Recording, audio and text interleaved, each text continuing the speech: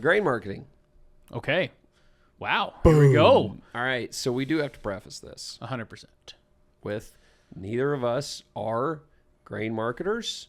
We do our own I do my own for my operation. Nothing that we do or say should be taken as grain marketing advice. This is just thoughts and opinions of Josh and Johnny. Yeah. That is it.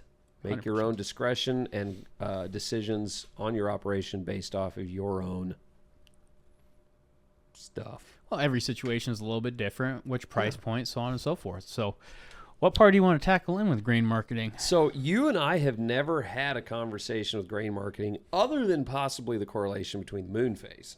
But Oh, no. Oh, no. But maybe we should hold off on that one. we'll just go stay on the shallow side of grain marketing. Yeah. But we've never actually talked about price. We talked about price, economic input, but then the whole other chapter is once we have produced the job. There's a job of producing the bushels, and then what do we do with those bushels? Yeah. We sell them, hopefully for the highest dollar opportunity we have. Yep.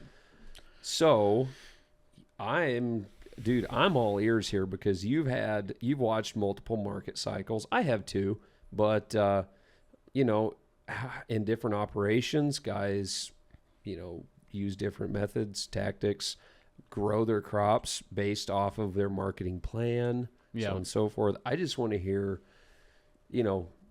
Johnny's brain unpacked on marketing, agronomy, marketing combined, then marketing and whatever from there. Well, when it comes to the grain marketing side, I always think to myself,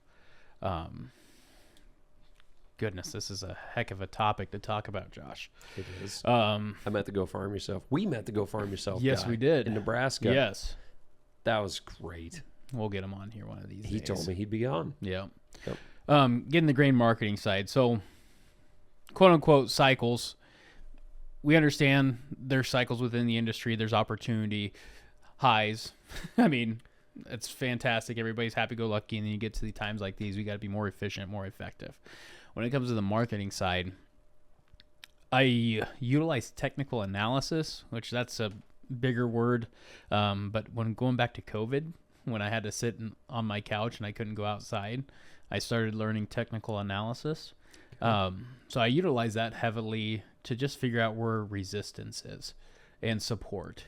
And just gives me an idea. So when a farmer calls saying, if we break, let's just say right now, okay, we were hitting that 450 mark. Okay, you hit that 450, you got rejected. Well, that was also a resistance line that was previously set. I remember we were at the Ag Day the Expo in Lincoln, and there was a marketer there chirping, and I asked him what's going to happen if we break this resistance, and he rattled off a number way higher than he ever should have. I said, clearly you missed the one at 460, and he just looks at me weird, and I was like, you got to look at the day chart, not the hourly chart, big guy. And it was just one of those things, you spend a little bit of time. I'm not saying you got to be a whiz, but like understanding where support and resistance levels are does help. So like in this situation, if we break 450, okay, 460 is the next resistance per se. So that's kind of the area you could play with. And or if let's say we were above 450, if we were coming back down, if we broke 450, it's probably time to sell because it broke resistance or support coming down. So I look at a lot on the technical analysis side. Understanding, though, there's a lot of fundamental analysis we as agriculturalists have to be aware of.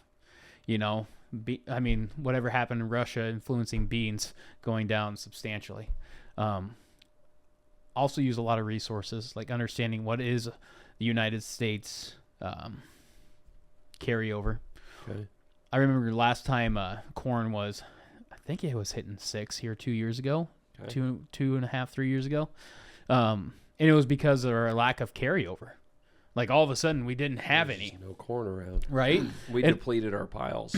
And I remember going back and looking at our carryover and what we were needing and all that. And I remember telling guys, I was like, this is a 2-year problem. Like, I know we're going to have good prices for 2 years because it cannot solve itself. We just don't have that ability to solve itself. So I use those numbers, but then again, I'm passionate. I'm passionate about looking about that. So I think to myself, as a farmer or somebody that's like, I'm not interested in that at all. Like, how can I help them in that situation? And it goes back to what we talked about last time. Find somebody that does, to kind of fit within your team model. But when it comes to marketing, just understanding the very basics of options. Okay. How to protect yourself, how to hedge. I know some producers, I mean, they had a really good hedge at 460, 470 corn.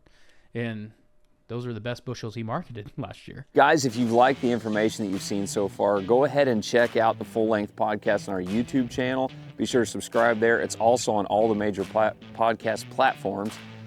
We're constantly dropping info and more content on all the social media platforms, TikTok, Instagram, Facebook, etc. Check it out for a lot more content.